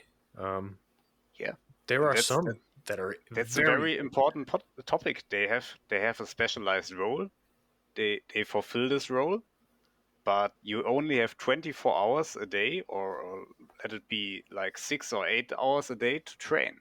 So I have to train something, and I need to make my experience. Yes, they learn, and now we are again with at drills, knowing the drills and having the experience, but they won't be able to train as many small unit tactics as an infantry NCO.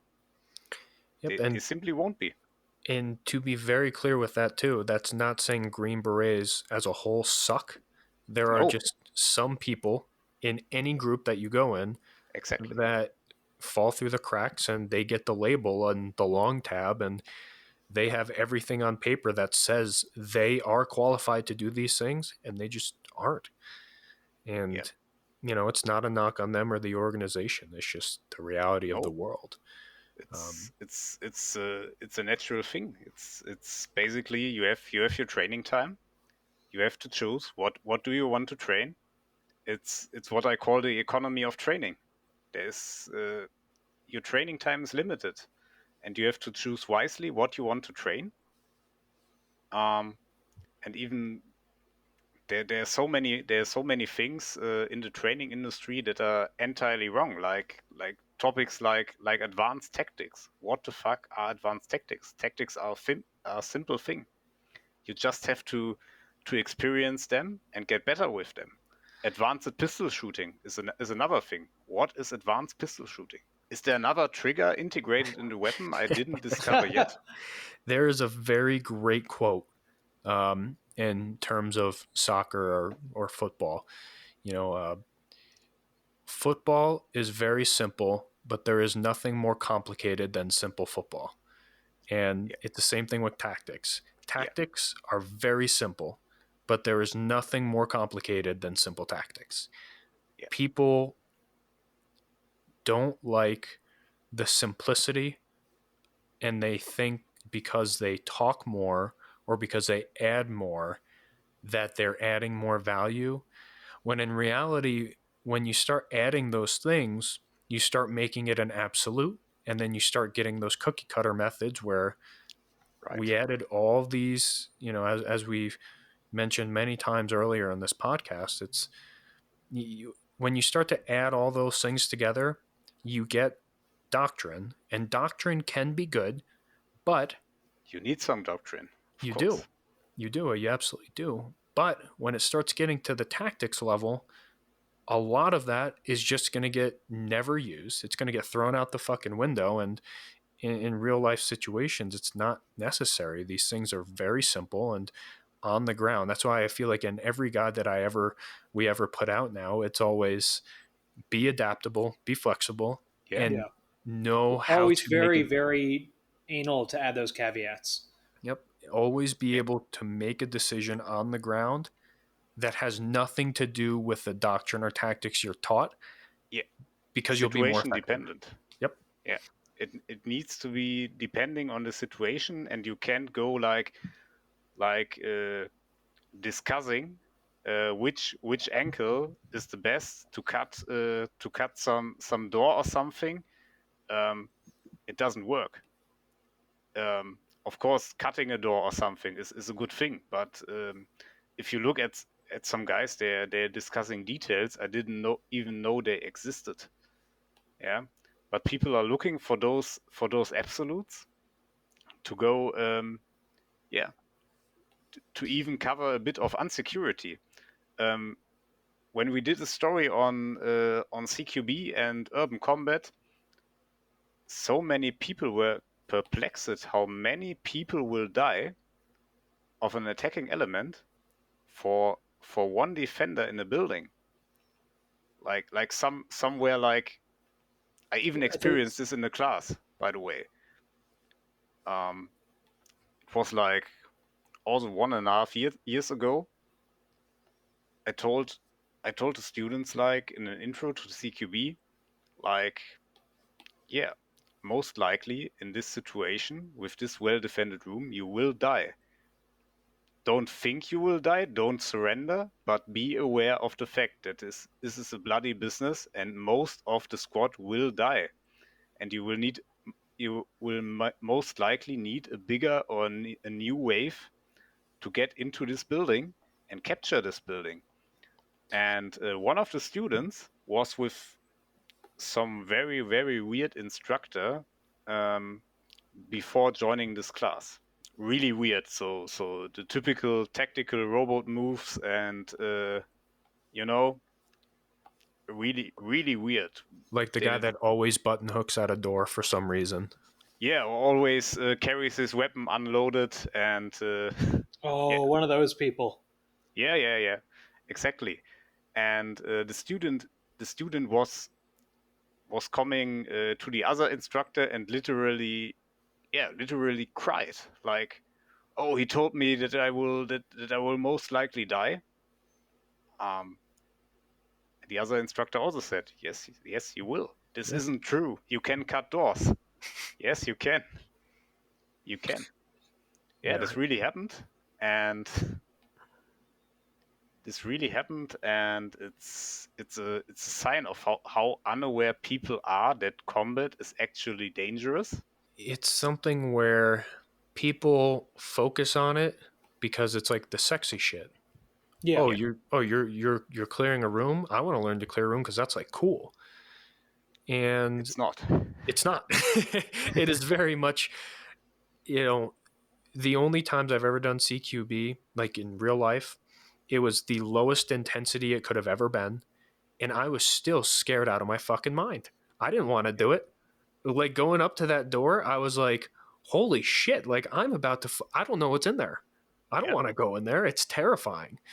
And as I said, it was the lowest intensity. We were like 95% sure when we were doing this stuff that there was nobody in there, but you still have to go through and clear it anyway. And nobody ever got hurt. There was never really anything too crazy going on when I was doing it. And I was still scared fucking shitless. And I don't want to do it again. It's the least favorite thing that I ever want to do, but people want to focus on that with training. And I mean, in all reality, for what I think a lot of people are training for, a foreign invasion or, a civil war, I think is on a lot of people's minds, or just a shit hits the fan situation. You aren't really going to be doing CQB too much. That's going to be like 1% of what is necessary for you to survive.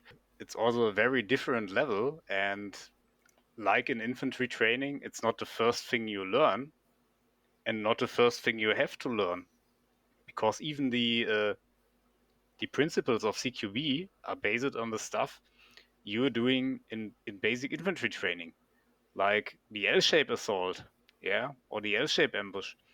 It's the same. You have the ankles. You open things up. You have overlapping arcs of fire. You have the security. It's really pretty much similar because those principles apply all the time. When we started the tactics quizzes and the tactics slideshows, I was really scared with people when I looked at their profiles that visited like many CQB and shooting classes and didn't know what a staggered column is for. Oh God. How did they think they get to the fucking part of CQB? But it was, especially at the start when we started with this, it was like most people had no idea. So sometimes I post the results of the quizzes, sometimes I don't, but I always see the number. No worries, I don't look at anyone special or something, but I also get excuses for like, oh, I didn't mean to click that or something, or I thought something different. I say, yes, it's okay. Everyone can make mistakes, whatever, and learn. But the funny thing is really how many people were into this whole CQB stuff and didn't even knew what a staggered column is. The very basics.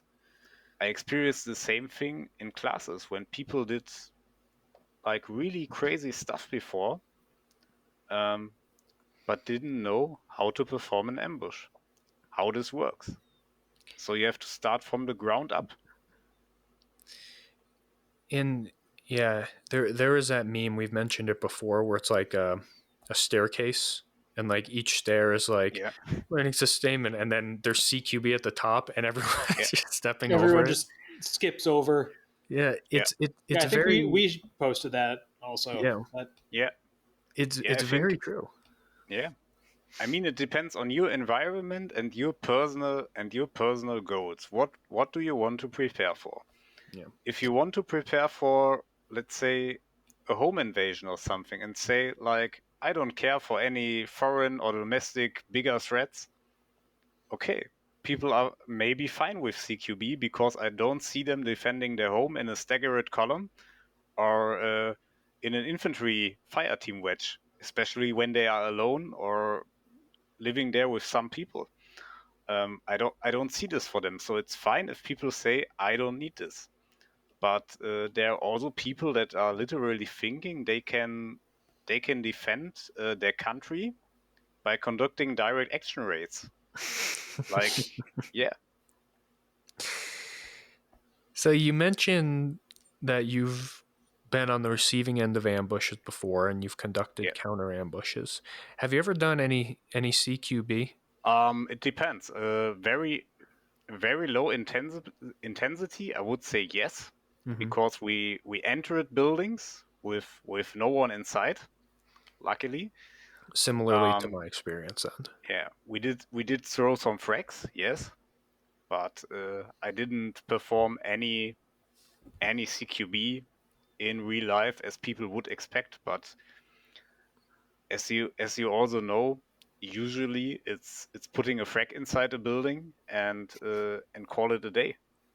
Yeah, I mean, in Afghanistan you have the dust and all the stuff that makes entering the building pretty hard after you have thrown a frag.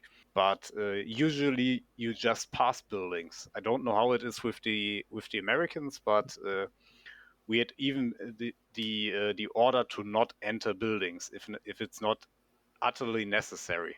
Yeah, they were very, as I said, similarly to you. The only times that I have, it's been the lowest intensity it could ever have been. But it's only happened a handful of times, and really it was not, have you ever been to Kabul? Yeah. Yeah, I had to drive through Kabul. That was probably the scariest fucking thing that I've ever had to do in my life. From where did you drive? Through it or to it? Through it. Oh, yeah. We had to drive through Kabul, and that was miserable. But, with the CQB, like, in Kabul, you have more structured buildings. But as you start to get into these little villages, there are some structured buildings, but for the most part, it's like, one floor. The compounds. Yeah, exactly. Yeah. And it's very, there's not a lot of pretty resilient. They are resilient. Yeah. Like the 30 millimeter cannon of the gun of the Apache helicopter has pretty big trouble with them. It's pretty impressive. It is. And, even that stuff where it's the lowest intensity and it's pretty much an open layout, give or take like a few, they would have like stairs that maybe went up to like a little loft area almost. But I mean, the lowest intensity it could be, and it's terrifying. And I think we did it differently, like every single time we did it. And I've probably done it a handful of times, like, less than 5, I would have to say, where we deliberately entered a building or, a little hut. It wasn't an emphasis point. As you said, there's kind of like do not enter, like unless you absolutely have to. Yeah. And even that, it's like, we did it differently every single time for the most part. And, like even sometimes like one person would do it or one or two people because it's not necessary. You have short rooms, but, even doing, one-man CQB is a very real thing when you have a very open circular thing. Like it's simple. You go in, okay, it's clear. Like, let's go about our day. We would skip over some buildings too, because like we said, the priority is not to enter. Yeah, and even if you and I just talking about it now, I think should show people that there's so much nuance that goes into the simplest like form of CQB that when you start getting into those absolutes, it really doesn't hold up because, it just doesn't hold up. It's not tactically sound, and you can teach these absolutes, but it really. But you can teach them, and I think you can also turn absolutes into money way better. Because if you visit a class and there's an instructor who's saying this is one way to do it, but you have to adapt it, and on another day you visit an instructor who's doing like 20 ways to clear a room, in different shapes, in different constellations, and you have no idea, no actual experience in this, you will absolutely go to the instructor with the 20 offerings for the same price. But on the other hand, the instructor with the one principle that gets taught, who lets you train and looks at what you are doing after you were doing it, which is another thing, because you can teach doctrines way better, or you can show off that you teach them, because you run with the student, and once the students make one mistake, you will say stop and say do it different. While when you're teaching principles, you have to look at the student, let him do his thing, and keep all your stuff in mind or write it down and do a debriefing. And after this, you repeat it. So I think it's easier for the instructor, and it's better to market this idea. Yeah, it's better for the marketing purpose. There's a lot of money, which is both good and bad. Because you can make a living off of teaching tactics, and in a way, that's a really cool thing. The problem is there's people that see that who either know they're deceiving people or are overconfident in their own ability to educate the right thing. Yeah. And it turns into a dangerous situation where now all of those people that they have influenced and taught are being taught things that are dangerous and that don't translate to real life. Great example of this. I'm going to shout out a Fortress Canine where I got my dog from. I talked to them when I was getting Athena, and I learned about the philosophy that they have when it comes to training. And they were very much like, well, the standard way that, the industry for the most part for, working dogs goes about with bite work is to bite as high as they can on the arm and as deep as they can, and to not let go for anything. So they bite up here and you can beat the shit out of that dog and that dog isn't going to let go. It has a full mouth bite. You can lift him. You can lift him literally. Yeah. But that is primarily what they teach your dogs to do. And I was talking with them and I'm like, okay, so what if like somebody has a knife and they're like trying to stab that dog and they kill that dog? Is the dog going to let go? They're like, no, that's how it gets taught. They don't let go.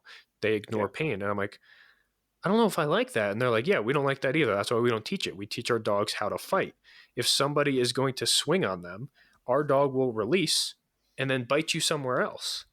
Nice. And it's awesome. And when I started to talk to them and learn about their philosophy about how to train dogs, I put it into perspective on training humans and how humans are trained. People that are trained to do something a certain way when it comes to tactics or shooting or in general, they get in their head, this is the only way to do it, and I will do this to my death because it is the best way possible. As opposed to thinking on their feet, I was taught, you shouldn't even be thinking, this is what I was taught in this situation. So, I'm in an active firefight with somebody, so how would I do it? It should just be, this would work and makes more sense to apply here. This is what's going to keep me and my people around me alive. I'm going to do this. Fuck the doctrine. It depends. In my opinion, it depends on the training time the student wants to invest.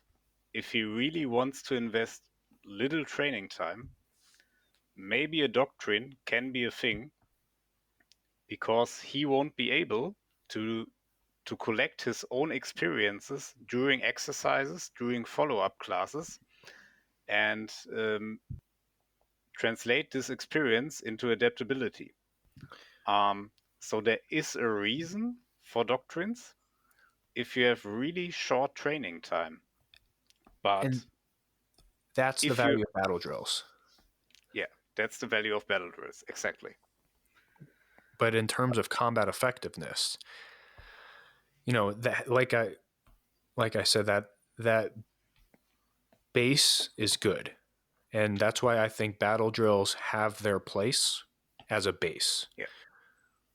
But if all you know is the battle drills and you haven't gone out and trained outside of them, you will not have a combat effective squad, platoon, unit. It'll be a battle drill effective combat ready, or battle drill effective, Exactly. not combat ready.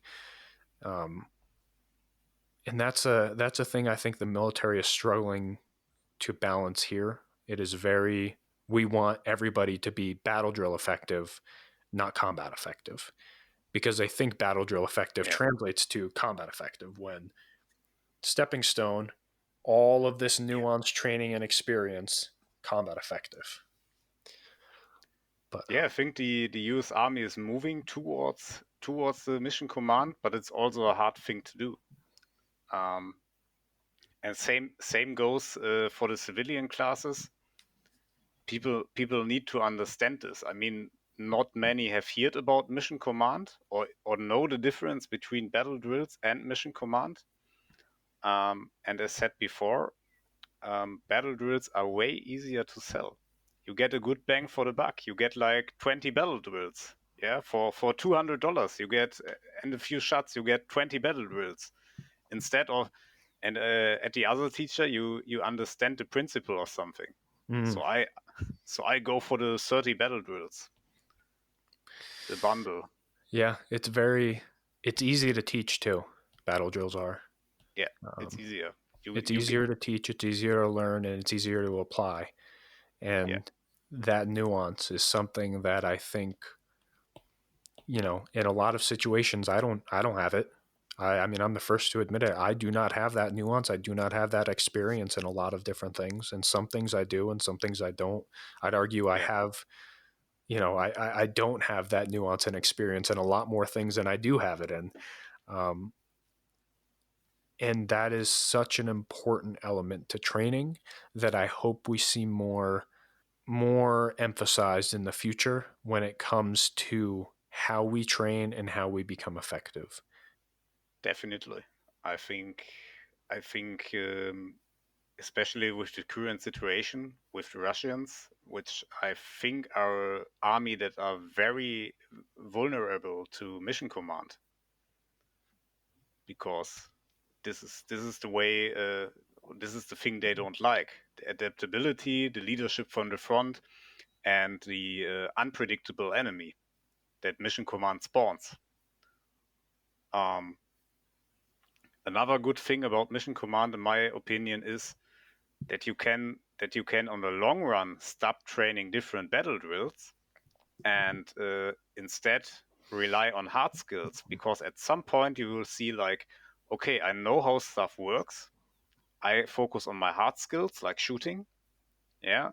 Also at Landnav is also a hard skill. You can prove it, or you get lost in the woods. Like shooting, you can hit something fast or you don't hit something. So the soldier can, or the civilian, the responsible civilian, can focus on hard skills more, shoot fast, and understand what he is doing and do scenario training, instead of doing an advanced tactics class where he gets 20 new battle drills he can add to his already 50 battle drills he has known. But the issue now is that the instructor who is teaching mission command based stuff needs at least the same experience with all the stuff. He needs to reflect on what he has done before. While, let's be honest, if I tell you a battle drill and you tell me something, I can note it, I can try it for myself, and tomorrow we can go out and sell another battle drill because I've heard it somewhere. And this is also the thing I see with many instructors and many many trainers, you literally see they've heard this somewhere, or they have seen this somewhere. I don't want to say like they've seen it on YouTube, but they've heard it somewhere. They tried it. Okay, they think it's good. So they're basically parroting what they have seen or what they know. It's the same thing. I think it was today. I read a blog entry from some Brovet instructor. I don't want to say any names. Yeah, You can say his name if you want. Yeah. Okay. You don't and have to. He was like, the article was like, the flat range isn't the real world. Yeah, this was the article name, and I was like, oh my god, another very creative article. You have to integrate decision making into your shooting. Yeah, no, I don't. I don't have to do this because I'm shooting right now, and I don't have to integrate it. And it was really like an article. When we write an article on our blog, we do like 1,000 words, and this was like 300 words to a very complex topic. Okay, so how do we solve this issue? There was no solution for the problem he mentioned. He just said you have to integrate decision making into your shooting, and the flat range isn't the real world. So how can we? So for me, the flat range is the real world because the flat range exists for real. I'm shooting targets for real, and I'm hitting them for real, or I'm missing them for real.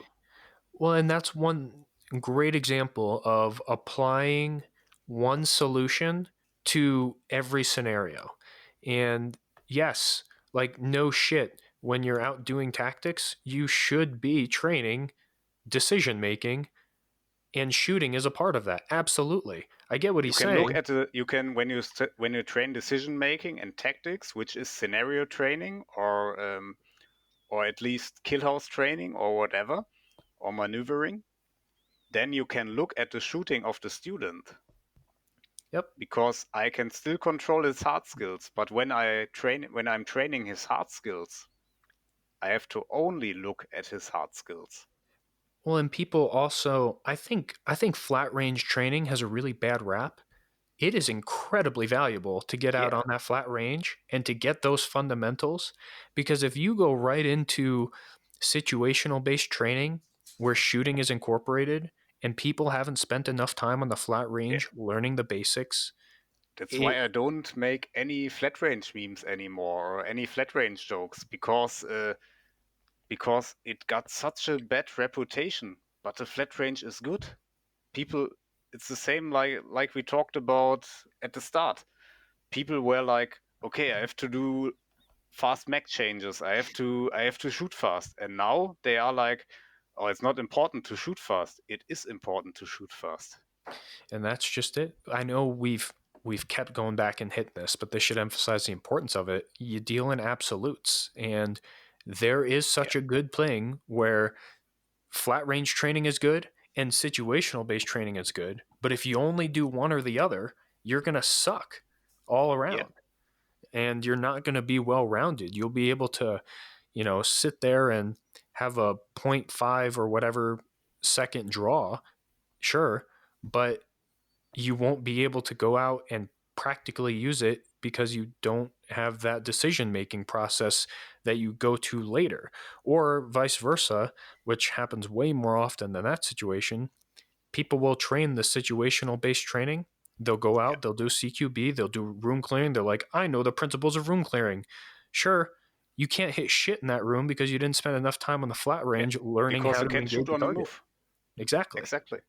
You can't shoot on the move, so step by step, you have to start with shooting. Shooting is, if I had to choose like one skill for combat, it would be shooting. It wouldn't be landnav, because if I don't find the target, I don't need my shooting skills, but I also won't get shot. Yeah, but shooting is damn important. People need to understand this. It's like the same thing with the micro chest rigs and the LBE harnesses, the debate. I think the guys that bought micro chest rigs only, where we made fun about, which was a really cool story, because this way we started to talk with Fred from Counting Cup Tactical. So he was doing a post like, people are making fun, that's not right, and I was texting to him and say like, guy, we never said that micro chest rigs are bad, and he was like, yes, I know, you didn't say that, but people get it wrong. Yeah, people. Yep. And I think the same people that only had micro chest rigs like 2 years ago now use belt kit to clear a room. So that's... Yep, and speaking of the importance of shooting at the range and flat range training, this is a good time for me to talk about our new sponsor, Midwest Gunworks. Midwest Gunworks. I'm building a 6.5 hunting and competition bolt gun with them, and I'm going to be spending a ton of time on the flat range because I suck at long range shooting, and I'm not just going to go right into... Dude, you went to fucking sniper school. No, I didn't. No? No. I did not go to sniper school. I went to LRM, long range marksmanship. I did not go to sniper school. You can be designated as a sniper in the Army without having ever gone to sniper school.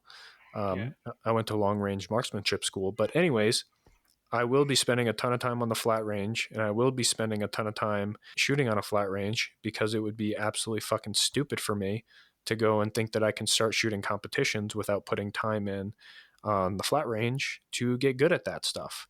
So Midwest Gunworks is, helping me put together this long range bolt gun that I'm doing. They're really cool. They're a new sponsor of the show. If you need anything ranging from any type of firearm stuff, they literally have fucking everything. Like Costco, the Belt World, we said for AWS, and we stole that from Grand Thumb. They're kind of like the Costco of the gun industry, gun parts world. They literally have anything. You need gunsmithing done, they can do that stuff. You need parts for an AR, they got that. Parts for this weird bullpup rifle, they got that too. And if they don't have it, they can get it. Like they didn't have some things that I wanted for my long range bolt gun, and they went out and they got it. So huge thanks to them for sponsoring the show and helping me put together that long range bolt gun. Good ad read. Thank you. So Felix, I really appreciate you coming on and chatting with us. I know Sasha was supposed to be here, but we'll catch him later on because he needed to get a computer or a laptop, and we'll have to do one with him and chat with him about some stuff. I told him so. He will get punished. No, it was awesome getting to chat with you. We've been chatting, back and forth for a couple months about all different various topics, and I always appreciate your insight into, whenever I'm coming out with a guide where I know that my U.S. Army will come out with the battle drill stuff, and I try and get that perspective from that. I really liked the mission type tactics guide. I think that's one of the more important ones we've put out. Yeah, I agree. Yeah, it was pretty awesome. So I think it's a good match. CBRN Art and Redbeard Tactical is a good match. I agree. We'll be doing more. Yeah. Oh, absolutely. Well, please take the time to talk about yourself, where people can find you if they don't know about you. I know we already talked about you in the beginning a little bit, and we've mentioned your username throughout the way, but, talk about yourself, show yourself. You got a Patreon. Be sure to talk about that because we know how important Patreon is to folks. Yeah, you can find us on @redbeardtactical.de on Instagram, and you can find us on Patreon also at Redbeard Tactical. We also have a blog. I hear blogs are dying, but the bigger entries and the bigger posts are on our blog. It's www.redbeardtactical.com. What we are also doing is selling our shoulder pads or chat pads, which are pretty awesome shoulder pads. We took like 3 months of development for them. Yeah, and I feared their work. I also use them. They're nice. Give them a try. They are nice. They're chat pads for a reason. No, it was really great getting to talk with you, getting that insight from the, that idea. It was my pleasure. Yeah. That German engineering mind, we all talk about. German engineering mind. Yeah, that's what they say. I'm looking forward to whatever other guides we put out. Sorry I've been so quiet through this. I've been a lot of strange things have happened over the course of today. What happened? Yeah. Are we recording? Yeah, we're still recording. We'll talk afterwards. Yeah. Well, before we close out, though, you got to give everybody some dad advice. Some dad advice. Yeah, dad advice. Whether it's taken literally as advice for dads or just you and everybody on social media and that listens to this podcast as your children dad advice. Whatever you want. So, apply principles, don't go into the details, and don't overthink stuff. Keep it simple, stupid. I like it. Yes. Exactly. All right. Thanks, everybody, for listening. Okay, bye. Bye.